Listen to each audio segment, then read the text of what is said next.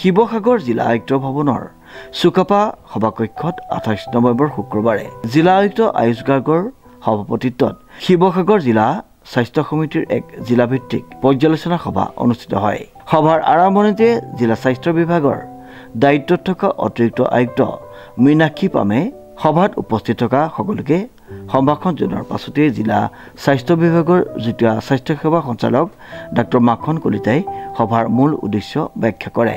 উল্লেখযোগ্য যে শিৱসাগৰ জিলা স্বাস্থ্য সমিতিৰ পৰ্যালোচনা সভাখনত স্বাস্থ্য বিভাগৰ প্ৰতিটো সূচাংকৰ লগতে জিলাখনৰ মাতৃ আৰু শিশু মুখ্য কাৰণ পৰ্যালোচনা কৰি কেইবাটাও অতি গুৰুত্বপূৰ্ণ সিদ্ধান্ত গ্ৰহণ কৰা হয়।